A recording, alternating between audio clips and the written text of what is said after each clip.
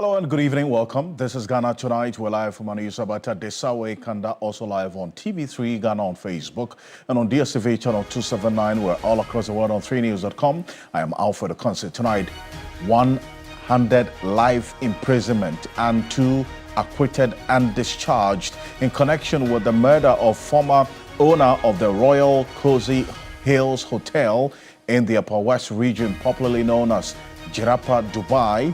We speak to the prosecution on this matter. Stay with us here on Ghana Tonight.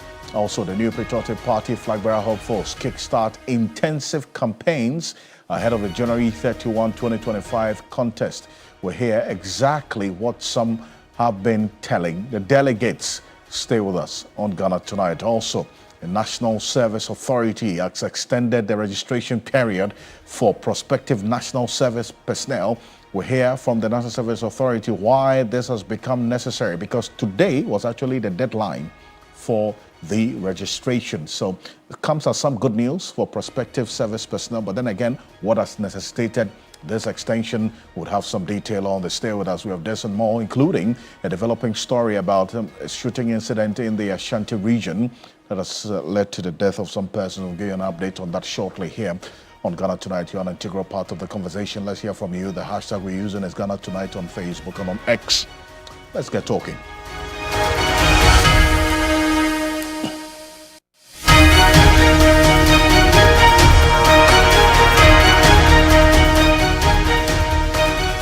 Let's settle for Ghana Briefs.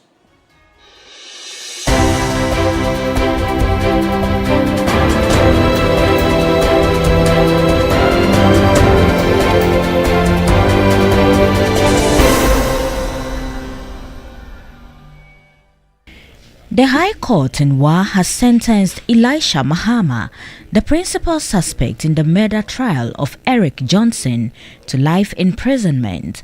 The jury returned a unanimous verdict, finding the then Human Resource Manager of Jirapa, Dubai, guilty of murder. Speaking to journalists, Principal State Attorney, lawyer Said Abdul Shakir expressed relief. Appeals court is also our playground, just like the Supreme Court. Wherever they want to go, we are sure this is an impeccable decision that cannot be impugned at any level.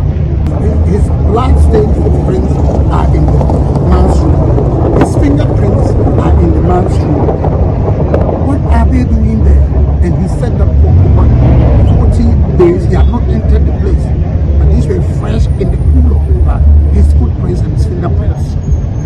Only clear one, pure Johnson. And the jury has returned a guilty verdict. And I think that is fair and just.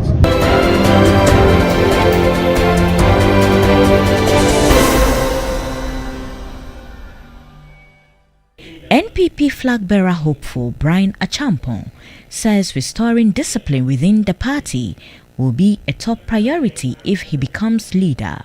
The Abetifi MP and former Agric Minister insist that only strong leadership and the consistent enforcement of party rules can restore order and respect for authority within the NPP. It purely has to do with leadership. If you have a strong leader who has control over the system and the setup and then the establishment, discipline will be restored. And when you cross the line and people know that there will be clear sanctions, okay, then they know how to play within the zone. You can be sure that when I have the opportunity to be the flag bearer of this party, we will enforce the rules on our books, that if you cross the line, there will be sanctions.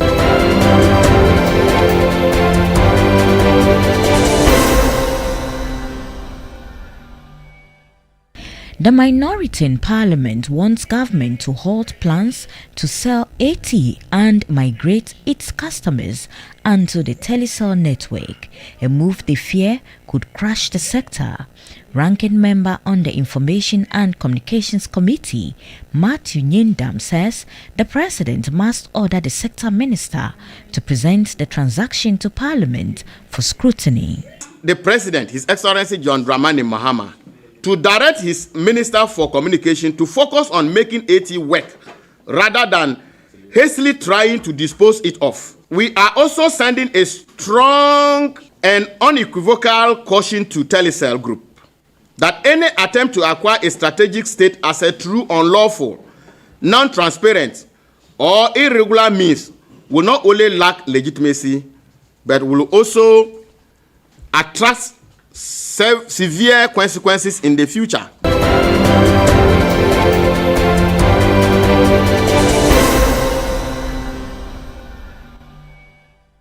The Chamber of Oil Marketing Companies is projecting an upward price adjustment for fuel in the second pricing window of this month beginning October 16, 2025.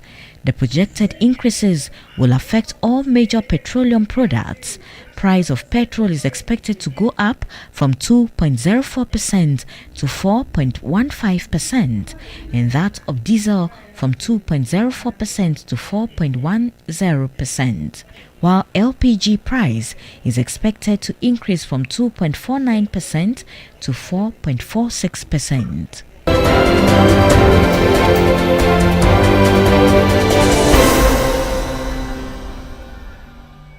From foreign bond players looking to switch allegiance and represent the Black Stars at the tournament, in an exclusive interview with 3 Sports, Otuado emphasized the importance of commitment, unity and national pride when considering new additions to the squad. We have been approaching you all the way and you said no, but now that as we are at the World Cup, you want to come. And I think Ghana should always have a certain pride also as a country. I think also that we need to go on each player and to check the commitment, which is very, very crucial because we have a very good unity and I definitely don't want to destroy this with bringing players in who don't have the commitment. So commitment has to be first.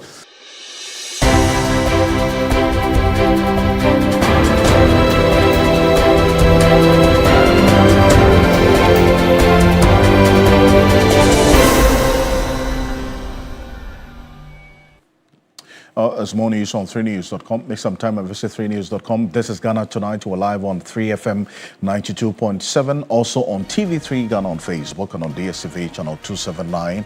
We're all across the world on 3news.com. Also streaming live on YouTube on 3 News as well on YouTube. So many ways you can connect with us here on Ghana Tonight. But coming up next on Ghana Tonight, 100 life imprisonment and 2 acquitted and discharged in connection with the murder of former owner of the Royal Cozy Hotel, that's Royal Cozy Hills Hotel in the Upper West region, popularly known as Jirapa, Dubai. We speak to the prosecution on this particular issue. And this is an incident that happened sometime in 2024, last year, February 2024. The High Court in Wa has sentenced Elisha Mahama, the principal suspect in the murder trial of Eric Johnson, to life imprisonment. Now, the jury returned a unanimous verdict, finding the then human resource manager of the Jirapa Dubai Hotel guilty of murder. Now, speaking to journalists, Principal State Attorney, lawyer Saeed Abdul Shakur expressed relief on this particular development. After more than a year, today's judgment brings an end to the case. But we want to find out if this is an end to the case of those who have been, actually, that's the individual who has been sentenced to life imprisonment. So stay with me closely because we're going to run through a timeline of this particular incident, that unfortunate incident that happened sometime last year, the murder of this man, the late Eric Johnson, owner of Jirapa Dubai.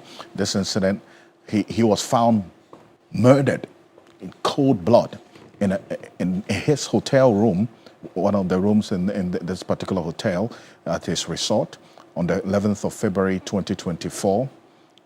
Days after several suspects, mostly hotel staff, were arrested.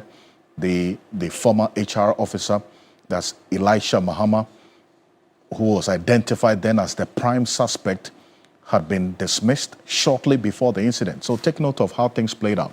this gentleman who was now being sentenced to life imprisonment, days before this incident, the murder of the Eric Johnson, the late, had been dismissed as the HR manager for this hotel. Between February and March, more suspects, at least 7, that my producer Dennis Barber counted, were remanded as investigations continued. June 2024, trial was adjourned while the Chief Justice, the then Chief Justice, Getu Daraba Sabatukono, considered moving the case to Kumasi, sparking some backlash because the people in the area were of the view that, look, to the extent that this is a man that they revere, his influence, his impact and contribution to the development of that area because of investment in putting up that hotel and creating jobs for the people, he was loved and revered, so they were interested. This was not a case just for the state, even because in murder cases, the state would take up the case. The people also felt a certain sense of ownership. And that's why they resisted the whole idea of it being moved to Kumasi. Indeed, it was rescinded, and the people's concerns and their views were taken into consideration. Fast forward, this case has traveled a path up until now that this verdict and sentencing has taken place with Elisha Mahama, the former HR manager who was dismissed just days before this incident, being sentenced to life imprisonment and found guilty of the murder of Eric Johnson, the owner of Jirapa Dubai. 2 other persons who were standing trial with him have been acquitted and discharged. That is what happened in court earlier today. The principal state attorney who led this case and prosecuted this case for and on behalf of the state, private legal practitioner Saeed Abdul Shakil, he's a lawyer, is joining us right now on Zoom, and then also the principal state attorney who led this case is connected with us right now. Counsel, good evening. Thank you for joining us. Hello? If you can unmute for me, please. That will be good, so that we get a clear understanding of how the prosecution is taking this particular development, and especially because this gentleman, this Mahama, who has been charged now, and he's been found guilty of this particular incident, this crime, even though he's been sentenced to. Can you hear me now? Yeah, I can hear you. Perfect. Lawyer Saeed Abdul Shakura is the principal state attorney who led this particular case for and on behalf of the state. Thank you for joining us. I mean, there certainly must be a victory for the prosecution, is it not?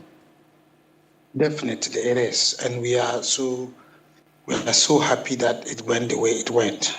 We are so grateful to everybody that was part of it, especially to you, TV3, who kept us on our toes, and all the other people that made sure that we went through what we went through. I'm so grateful. And taking into consideration how this particular case, the path that it has traveled, right from when this incident happened in February, and the need that the people had to, as it were, have this case tried on the soil of where this happened, even when the then Chief Justice was of the view that this case be moved. They had direct and personal interest in this particular case. I mean, looking at how things have played out till now, certainly raises fundamental questions about the interest that this case really brought and the outcome as we have seen, especially because of the gentleman who's been found guilty of this crime. Let me say that Mr. Eric Johnson, the owner of Royal Cozy Hotel, otherwise known as Jirapa Dubai, is one of those persons you can say is the single most important investor in Upper West region. So when we woke up on the 11th and realized that this man has been murdered in cold blood in his room, stabbed with multiple wounds, everybody in Upper West was like, were agitated. Everybody were all agitated. But the police moved into high gear. I think that we must commend the police. They did a thorough, a very, very good job, and everybody should commend the police for what they did. A high team of investigation moved straight from Accra to Jirapa. The scene was preserved by the local police people, but when they moved in, they took charge. They took fingerprints, took footprints, and took other evidences from the place. And then they gathered there were 10 people they arrested, and 10 of them were all taken through the mill. And eventually, they found that Mr. Elisha Mahama, the former HR, because he was dismissed a day after he committed the offense, had his footprints and fingerprints in the bedroom and in the crime scene. So he was picked up. Eventually, he was picked up in Takoradi and brought to Wa for the trial.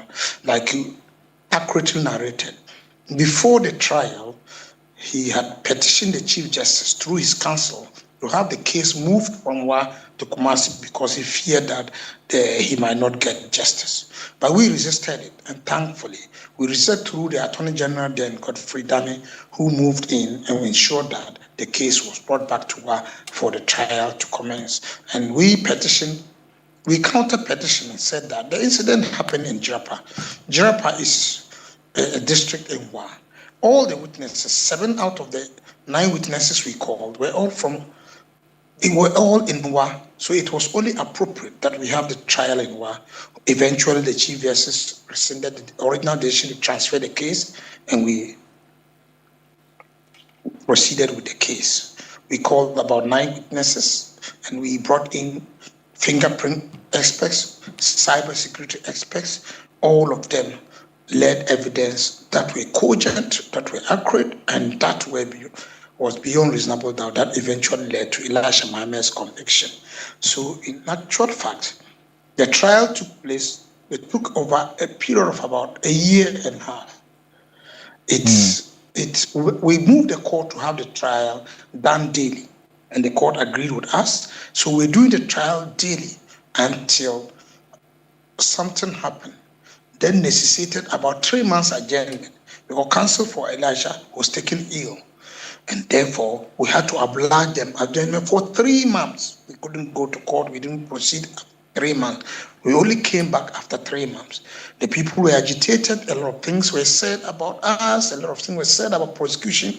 But we were just calm because we knew what we were doing. We had our evidence intact. We had everything intact. And we put it before the court. We had 2 other persons. One was his girlfriend, who was also a front desk officer, and another was a gate man. When we refer to him as a security, I refer to him as a gate man because his sole duty at Jirapa Dubai was to open and close the gate when the owner, Eric Johnson, was moving out. So we held him because we thought that if we're a security man or if we're a gate man, you should know who is exiting and who is entering. But the fact that he knew everything up to the point of when the person who killed Eric Johnson was exiting, at that point he went blank. Then the girlfriend, who initially said she didn't have a call with the accused person, later the call records reflected that she and the accused person were in the same vicinity at the time that he called him. We realized that the accused person was in the premises of the hotel at the time that he called the girlfriend and the time that the murder took place.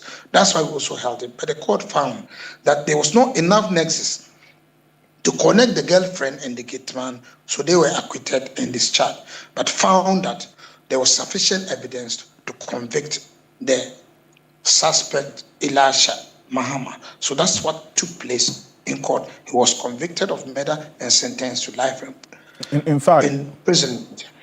I was just asking that question about if he was dismissed, Elisha Mahama was dismissed a day before he committed this murder. Elisha Mahama, the accusation with Elisha Mahama had a lot of, he was on a dating spree with the hotel staff. He was on a dating spree? with the hotel staff. You mean he was? What do you mean? Is he was dating the hotel staff, female staff? Every girl in the hotel ground had something to do with Elisha Mahama. Every At least girl. we have a record. We have a record of 2 girls that were in the hotel that were all sleeping with Elisha Mahama, but at their blind side. The one of the girls that was dating her was our first witness. She was the one who said that when Elisha Mahama came to sleep in her place, had sex with her, he didn't have any cut. But when he returned, he had a deep cut in his right hand, which the doctors interpreted as a defensive wound, and was so apprehensive and anxious to leave Jirapa in the dead of the night after 2 a.m. That made her to testify that she didn't see Elijah with a wound, and then later Elijah had a deep cut in his right finger. When he was confronted with deep cut, he said, even though he's red-handed, he said that whenever he's cutting vegetables, he uses, because of hygiene, he handles the knife with the left hand. So that's why the cut was on the right hand. But it was so obvious that it was not the case. It was a defensive wound. Eric Johnson fought back, inflicted wound on him before Eric Johnson eventually subdued with multiple injuries. So the girl was dismissed alongside, one of his girlfriends was dismissed alongside Elisha Mahama, and that's PW, that's the prosecution witness number 1. That's Loretta Asare. She was helpful to the prosecution because when it was disclosed to her that this was the situation, she then told the court that when Elisha came to him, he said he was leaving the following day, but when Elijah left him around 8 and returned at 12, and the murder took place between 10, 11, and 12, and he returned after 12 and said that, and went to bath again after he had bathed that night. So the testimony actually helped the court. So he had 2 girlfriends were admitted that were working in the hotel. One was still there, they didn't know about her, but one was dismissed alongside Elisha Mahama, and that became our first witness. I see. It's a very, very troubling detail as we are hearing right now. But then again, any idea of how he got into the house after being dismissed? Yes.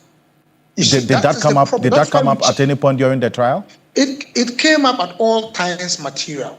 That is why we held the girlfriend, because the house wasn't broken into. A ladder was placed at the other fence, and the electric fence was cut. So he climbed over the wall, used a master key to enter the room. Who gave him the master key still remained an unanswered question, because we thought that, and we urged the view that it was the girlfriend he called at the time he was in the premises that handed over the master key to him. But the court refused. The juror said no, it didn't connect, so he was acquitted and discharged. It was our view that it was the girlfriend that gave him the master key. So the unresolved question is that who gave him the master key? Because he entered the room with a master key, opened the doors, and then committed the heinous crime. And that also, the answer to that question would have also then given further indication of exactly how this was carried out, is it not? So with this answer not being given, does it take anything away from this, the outcome of this? It doesn't, because, you see, because it's science. We told the court 2 things. There's circumstantial evidence and there's scientific evidence. The scientific evidence was in respect of the fingerprints, the footprints, and the location of the phone calls. That is not an opinion. These were established facts. But the circumstances were said that we put the man and Elisha Mahama in the place. So the science tells us, apart from this connection, Elisha Mahama at all times material was in the room of the accused person at the time he was murdered. His footprints, his fingerprints are in the room. And that was our strongest point. I see. But so how did the family take this this outcome today? And were they in court when this judgment was delivered? The court was packed to rafters. The family were in court. The family were happy that Elisha Mahama is eventually facing justice. But they were dissatisfied with the fact that 2 of the persons were acquitted, because they still think that there are questions that people have to answer. But that is what we have to accept. But overall, the family is happy that this thing went the way it went. Initially, when the case was delayed, the RAF was on the prosecution. The Attorney General Department, or Office of Attorney General, was the one that was receiving the flag for the delay of the case. Unbeknown to the general public, and we didn't tell anybody, because health was an issue. We thought that once counsel was not well, we didn't have to rush issues. We had to wait for him to return to the case. So that was the case. That's why I kept it for a year and a half or more. But we are saying that ultimately, we all know, and it's a cliche, that the wheels of justice grind slowly. Indeed. But they grind exceedingly fine. And now, listening to you, it's quite clear that you are dissatisfied with the acquittal and discharge of these 2.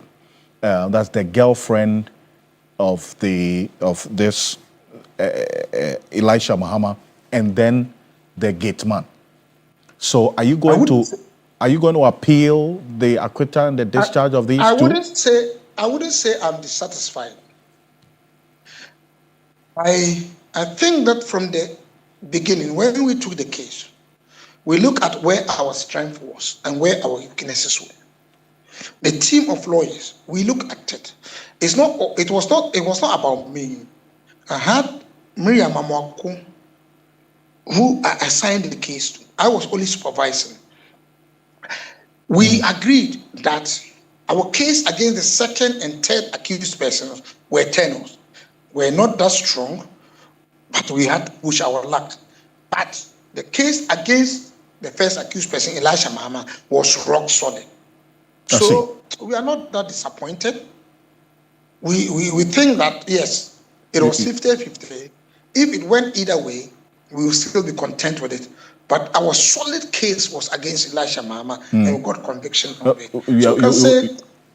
You would have definitely hoped for a better outcome. But to the extent that this very critical question of how Elisha got access to the room of the deceased remains unanswered. No answer. There's no answer to it. It's still a bother to us. There's no answer to it. It's still a bother to us. But the person who carried on the heinous crime is Elisha Mahama. His fingerprints, his footprints were all in the room, blood-stained footprints. And you know, as well as me, that footprints and fingerprints are unique to the individual, and that no 2 fingerprints or footprints are the same. And the experts told us so. And so we are satisfied that the person who actually carried the heinous offense has been convicted. However, the people who aided the commission of the offense, the juries, we cannot say who it is. So that is still an unanswered question. And I do thank you very much for this, and thank you so much for spending some time with us, and then also doing this for the family and the people in the region who heavily also dependent on this man, the deceased Eric Johnson, and the investment in that area. Lawyer Said Abdul Shaku is a principal state attorney who led this case together with a team on behalf of the state in this murder case of Eric Johnson, the owner of Jirapa Dubai. Elisha Mahama has been charged. In fact, he has been sentenced to life imprisonment, and the other 2, that's the girlfriend and that's the security man, he has also, the 2 of them have been discharged, acquitted and discharged, and that's what the state attorney, the principal state attorney, is raising concerns about, that question that remains unanswered as to how Elisha Mahama got access to the room of the late Eric Johnson. There is no answer to that question as we speak. But this is one that we'll keep an eye on, whether or not there's going to be further query for this answer that the state will take up But this is Ghana Tonight. Coming up next, another very unfortunate incident, this time in the Ashanti region. 6, including a toddler, sustained injuries from a stray bullet in a shooting incident in Obuasi. We have more for you on this particular incident. Now, the police in Obuasi is currently investigating a shooting incident which has left 6 people hospitalized, including a toddler in the Obuasi East District of the Ashanti region. Now, the shooter is currently on the run. That's what we do know right now. According to reports, a wild jubilation of a court ruling over a chieftaincy issue triggered what some eyewitnesses described as a freaky shooting. Now, the 6 believed to have been hit by a stray bullet. Kofi Cole, a relative of one of the jubilant families, is alleged to have fired this gunshot. Now, some of the victims spoke to the media after this incident. Take a look. And the 2 minutes said, near Quaco air time, our Nimu. Tindy and said, Praga Biba. No beat him, no ucrate you. To me, the imagine refusal. Mere time, I'm a tea and a pool. To me, I'm yes, me, John, and Missassi. A pie, I'm Moja.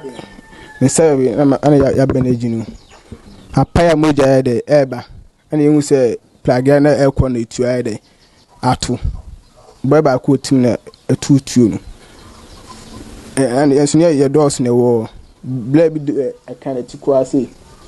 And will be snorting came a car, Nimuma say, and I gave him soon in the back. Almost tunica come my remote in our hospital. A kind of night again, the banner night. Sunday to me pa Emia.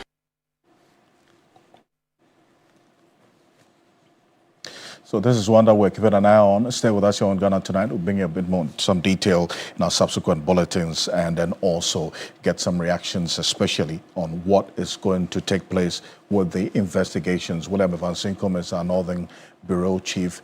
He's keeping tabs on this particular development, and we'll be giving you some more updates in our subsequent bulletins. But coming up next here on Ghana Tonight, we go straight into matters of politics, and this time we're looking closely to the NPP, that is the flag bearer hopefuls, how they are lacing their boots. They've already kickstart intensive campaigning ahead of the January 31, 2025 contest. We'll hear exactly what some of them have been telling us. This is less than about 100 days away from now. We'll just get to see how things are playing out. But the campaign is in full swing for the NPP flag bearer hopefuls. Dr. Mahmoud Bawumia earlier today launched his campaign in Sine West.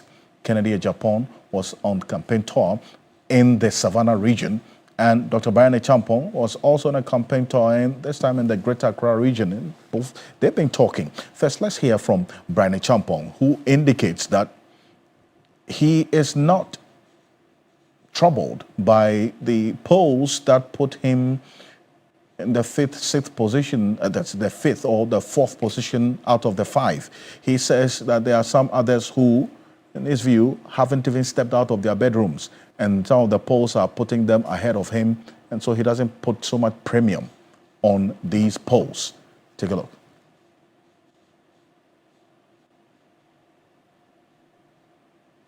Put up polls that put myself ahead of others. I'm sure that I can have some friendly posters and do same for me. They do not concern me. Most of these polls are psychological operations on the system, totally meaningless. I don't intend to sponsor polls in my favor. I'm sure that I shouldn't be any doubt that if I wanted to, I could. I think that the polls are on the ground. So you go on the ground to the actual delegates in the constituencies, and you get the answers. I'm here in this campaign office. Many people come with their polls, and you are winning, you are 90%, you are 70%. Give us money so that we can put it in the papers, put it on online portals. I'm not interested in any of that. I mean, I've seen some polls that puts me at 1%, and some aspirants who are not even going, who have not left their bedrooms at 20%. And it's quite interesting, some of these polls. So please, I'm not concerned about that at all. The day of the election, January 31st, we will all see what the real polls look like. 100%. Well, we'll hear from him about another matter of the people, as to whether he is in touch with the delegates, and then also his view about the national executive, the current national executive of the NPP. But this is what also Kennedy Japan as well said. He is of the view that he disagrees with Dr. Mahmoud Bawumia's decision to have conceded ahead of that Electoral Commission's official declaration of who won the 2024 election. He says that a concession, in his view, he would have taken a different decision, and that he would have rather waited for the Electoral Commission to declare before conceding. This is Kennedy Japan's view. Take a look. Until you better the last constituency, say me a presidential candidate, I will never accept defeat. I will never accept defeat until the electoral commissioner comes out to declare. I will not. Because I will never accept defeat.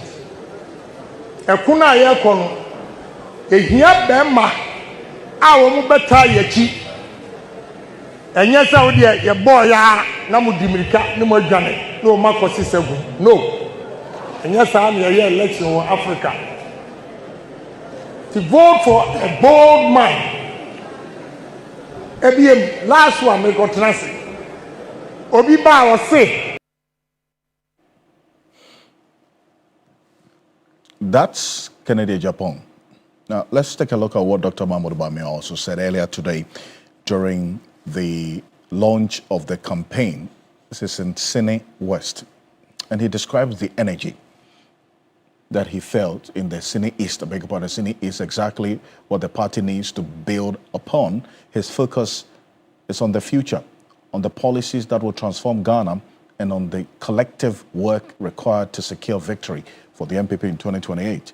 That work starts today with the delegates and the party folks who gathered in Sine East and the backbone of the party. That's Dr. Mahmoud Bawumia earlier today during the launch of his campaign. And Dr. Osai Kwapong, John Osai Kwapong, is a governance and democracy expert and also a fellow Democracy and Development with the Center for Democratic Development, CDD. He's joining us on Zoom right now. Dr. Osai Kwapong, good evening. Thank you for joining us here on Ghana Tonight. Good evening to you as well, and thank you for having me. I must start with the congratulations on your book, the book launch yesterday on John Mahama. Quite an interesting read. So congratulations to you. Thank you. Thank you very much. Perfect. Now, taking a listen to what, let's start off from what Kennedy Japan said about the early concession. Although not specifically and explicitly mentioning Dr. Mahmoud Bawumia's name, he's of the view that, look, if he was a flag bearer, he is not going to concede defeat, any early defeat, until the Electoral Commission declares who the winner is. That's in sharp contrast to what Dr. Mahmoud Bawumia did in 2024, because he's of the view that, look, that doesn't show strength. We must show some strength and mettle and holding on until the Electoral Commission declares. Is that a path that you would say Dr. Mahmoud Bawumia maybe took that did not resonate with the party focus we are seeing now? So thank you once again for having me. If I recall, there were some dissenting voices back in 2024 who disagreed with Dr. Bawumia on that early concession. In their view, he should have waited, given it a bit more time, even wait till the EC had declared a winner officially for him to come out. He did say that it was his decision and it was his alone ultimately to make. When I think back to that speech, if you put it in within context, one of the things that Dr. Bawumia said, or let me point out to two quick things. One, he said, look, our own internal data and the analysis of the data shows that we have lost this election. But more importantly, he also said he was quite concerned about the rising tension and the possibility of electoral violence, even though signs were clear that, as he said, he had lost the election. So, in his mind, let me put country first. What can I do to reduce the tensions? And in his mind and in his well-intentioned address, he said, if I concede early, then it would bring down that tension and eschew any kind of or foment any kind of electoral violence that we may see. So for me, if you put it within that context, I would argue that it was a very statesman-like thing to do. To think country first, to put country first and say, given what I am seeing, the best thing to do, because I know I have already lost, is to come out early and concede this election. I see. But then you hear Kenneth Japan talk about strong men. And he references that just before he makes that statement about the concession, early concession, and then afterwards as well. I mean, within that context, would you say that it was an exhibition of strength on the part of Dr. Mahmoud Bawumia to have done this? Or in the view of Kennedy Japan, to the extent that he will not do that, that's an exhibition of weakness?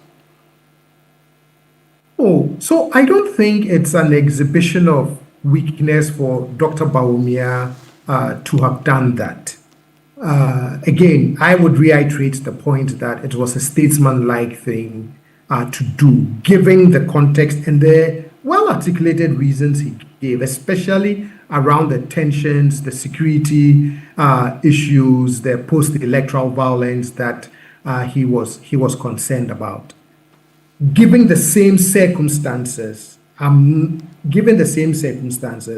am hoping that another candidate, where the signs are clear that they are losing the election, would walk the same path. It's a different, and these days our political parties have built their own quote-unquote ECs in terms of they've become very adept at collating results and getting a good sense of where the election is headed long before even the EC comes in. It will be a different case if, based on their own internal numbers, they are seeing an extremely close race where all the votes are yet to be counted, and then a candidate decides that, let me go out and concede the election. I can see why you would be concerned that, can you hold off a minute, all the votes are not in, the official votes are not in from the EC. But these days, our political parties, hours before the EC is able to finish its official collation, have a good sense of where the election is going. In 2016, I think by 2 a.m. after the election, the MPP knew that they had won that election. In 2024, by midnight, the NDC knew that they had won the election unofficial. So, of course, they will have to wait for that official declaration. But I respectfully disagree with the Honorable Kennedy Japan, and I don't think that what Dr. Bawumia did should be seen as a sign of weakness.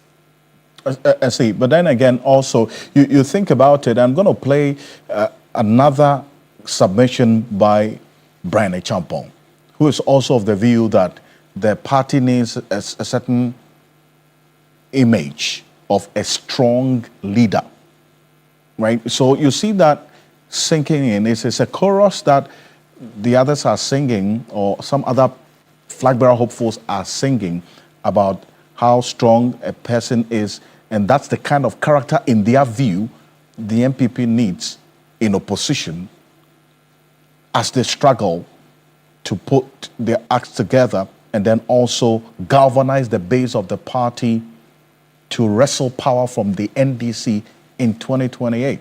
So that's the messaging about the strong leader and some of the attributes that, in the view of, for instance, Kenneth Japan, a strong leader should not do in conceding elections early. Doc. I would measure strong leadership differently. So if you're looking for a strong leader, then definitely you want someone with clarity of thought, clarity of mind, someone who knows where he wants to take the country, someone who knows how to get us to, the next level of our development, and someone who is able to build a team and be able to hold a team accountable for the good things they do, but also for the bad things that they do. Somebody who wouldn't make him or herself as a leader too vulnerable to being, quote unquote, controlled by special interests, things like that. Those are, for me, the signs of strong leadership. I will therefore find it very troubling that in the entire political trajectory of Dr. Bawumia, ever since he bounced on the political scene as former President Akufo-Addo's running mate in 2008, that we would somehow define his strength in that one moment in 2024 when he concedes an election early, primarily because he thought of his country first, was worried about post-electoral violence, was worried about rising tensions, and therefore did a statement-like thing for his country. I mean, think about the 2016 election. Dr. Bawumia was the face and voice of the NPP's campaign, particularly around making the case against the management of the economy of the NDC government. Yes, granted, his own government ran into their own challenges.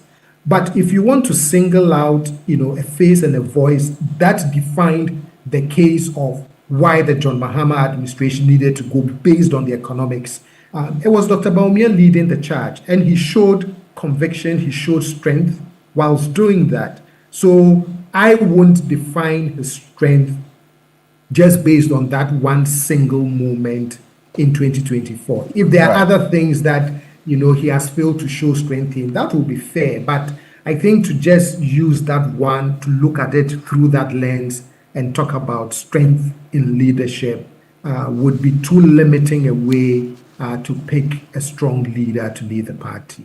Dr. Jonathan Akwapong, appreciate you for this. Thank you so much for joining us on Ghana Tonight. My pleasure.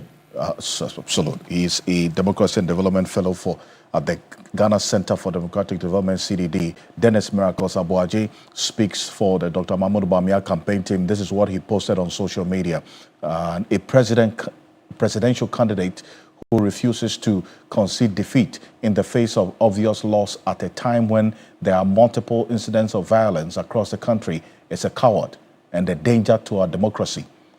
Courageous leaders act in time to save our peace. Who the cup fits. I mean, obviously, this is with no name and no direct recipient.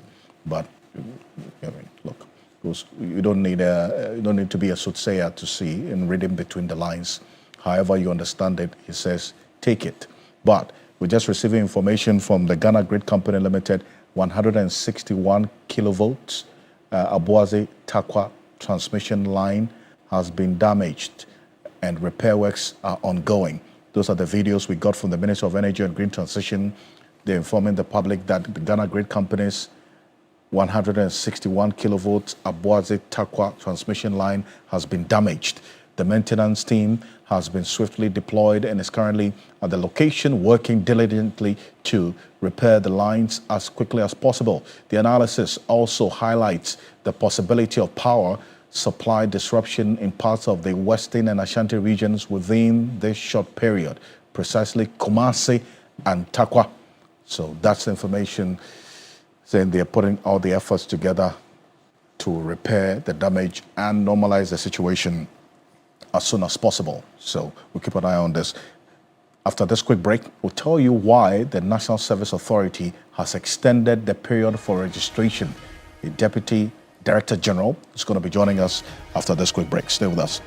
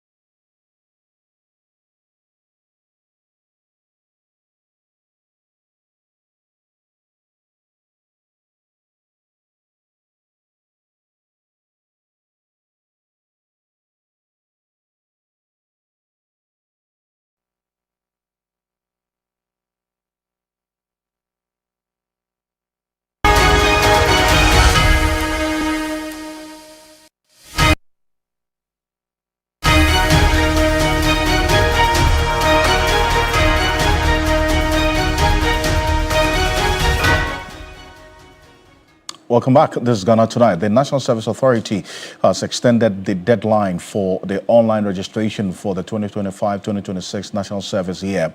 Initially set to close today, October 15, the registration window will now remain open until the 24th of October to give prospective service personnel additional time to complete the process. Now, let's go on to Zoom right now and get a bit more detail. Donko Fuseni is Deputy Director General, Finance and Administration at the National Service Authority, is joining us right now. Fuseni, good evening. Thank you for joining us here on Ghana Tonight. Good evening, Alfred. Thank you for having me. It's good to have you. Now, what is stated this extension of the deadline, which was to be end of day today, for the registration for this national service by the prospective personnel? Once again, good evening to your cherished listeners and viewers.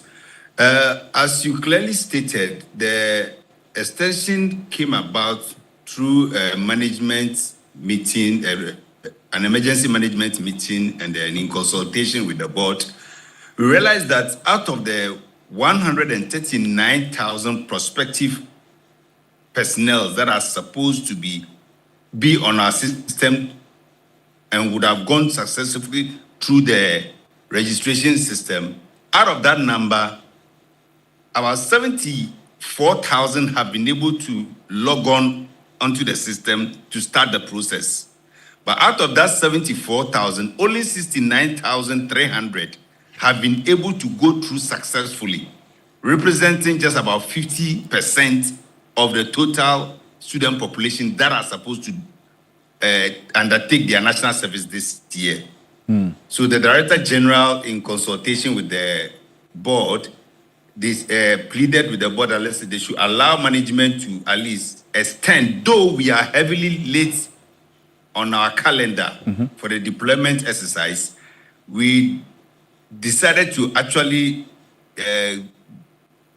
open it up a little bit, give more time to most of our prospective applicants, because now some of them are having a lot of challenges, as we were discussing the other time. Yeah. Most of them have issues with their date of birth, the date of birth on Ghana card not tallying with the date of birth from the schools. Some of them have their names wrongly spelled. Some of them have omissions in their names. So the schools will have to rectify all those corrections.